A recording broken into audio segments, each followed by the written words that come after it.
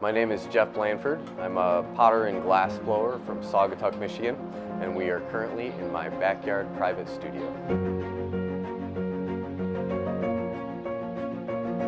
What's cool in my studio and what I've been up to is creating glass from scratch using our local resources. This is my favorite thing. This is what I call backyard glass, and this is Michigan's natural sand that's been melted into a really nice quality glass. I'm not taking sand from the beach. I have found some inland properties, my property, sand is everywhere. So it's great that it's ethically harvested, and it's actually one of the most eco-friendly glasses I've ever heard of. The silica is not mined, it's not processed, conveyor belt, transportation, so it's really a special glass to work with. This is my furnace.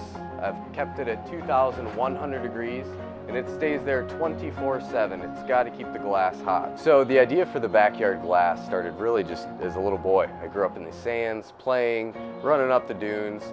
You always hear that sand is what glass is made of, but not until later in life when I became a potter and had the understanding of geology and materials and making clay and glaze did it even cross my mind. I had dug clay from my property, I had used clay, but the sand had added questions, added challenges, and I asked around and people gave me really logical responses as to why it hasn't been done, how it is challenging basically. I had my doubts, so the first thing I did was look up ancient Roman glass, and I studied that. I figured they were able to figure it out, there's gotta be a way. So I kind of reverse engineered and was hugely inspired by what the Romans were doing a couple thousand years ago. The first phone call I made was to the Department of Natural Resources. As a lover of the lakeshore and nature, anyone that grows up around here knows you cannot take sand from the beach or state parks, things like that. So I had a great conversation with a woman and I told her my ideas, and it was kind of funny because I should have told her sooner, but at the end I said I'm after about a bathtub full of sand. That would last me a couple years. And she laughed and was picturing dump truck after dump truck. So the basic law is that you cannot take it from the state park, you cannot take it from the beach, but what you can do is protect private properties that are being swallowed up by the beach. So, as life would have it, in the gallery I met my sweet friend Eileen, who's a grandma, and she lives near the beach, and the wind naturally just blows sand, sand, sand. So I clean Eileen's sidewalk, and that in itself has provided me with all the sand I've needed. Still on my first trash can of sand, but I sweep Eileen's sidewalk, she gets her sidewalk back, I get the sand, and then I bring her glass on the next visit. Wonderful to me that I know these things come together in a way that is appreciating our materials, appreciating the environment, in creating glass that is the most eco-friendly glass that I've heard of. I don't remember any time in my life that I went through so many failures and kept going. It took me about 48 different recipes spread out over 2 years. Didn't work, not even close, we'll go this way. I would joke it's like making cookies. You mix it up, you pop in the oven, and not even close.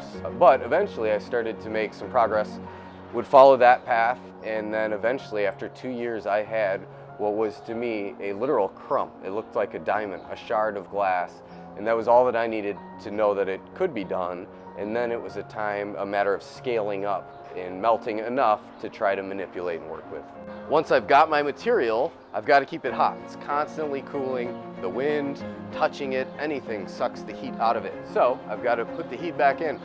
This is the reheating chamber. This does nothing but provide heat for me, and it allows me a longer time period to work with the glass. I think there's a connection for so many people to the lake, which has the same color as this glass, the beaches, this nostalgia going back generations. So for me, it's something that I think it's easy for people to connect to. So when I first started looking up Roman glass, it was really curious. There was no technology, obviously. I even read that they spent about 25 days a month preparing the firewood and just a few days of blowing. But the chemistry is pretty basic. It's silica, you add calcium, you add sodium, and to make a very primitive glass could be done. So the natural iron that's all over the earth makes this consistent aqua green color. So some of the earliest pieces share the same colors that this glass has. And the connection isn't just through the chemistry, but I'm also trying to make shapes that to me suggest Roman forms. I'm calling it Roman modern. When I first discovered this glass, I studied ancient Roman glass recipes going back as far as 2,000 years. For those reasons, I try to make some items that suggest ancient Roman glass. When I started this journey, I didn't even think I could make glass. If I did, it would be scummy brown, something that I couldn't even work with. To my shock, it is this beautiful, wildly appropriate Great Lakes color. It's iron-based. The natural iron content makes it this blue-green, but it's not just crystal clear, it is just this beautiful aqua. So it's really just a color that brings this cool refreshness of summer breezes and lake thoughts. The work that I like to make is generally mid-century modern appreciative, my ceramic work especially. My glass work, I'm really inspired by the 1920s thick, textured, almost perfume bottle-like glass. So a lot of my pieces I blow really thick. The thickness actually adds color. If I blow the glass too thin, it dilutes it and becomes quite clear. So I create a stress point, a little cold spot. I do this, that vibration cracks the piece off, and then in a quick motion, I torch the bottom, I grab the piece, and then I put it in this kiln, which is currently at 984 degrees, where everything rests overnight. And here are some of today's pieces that I made this morning.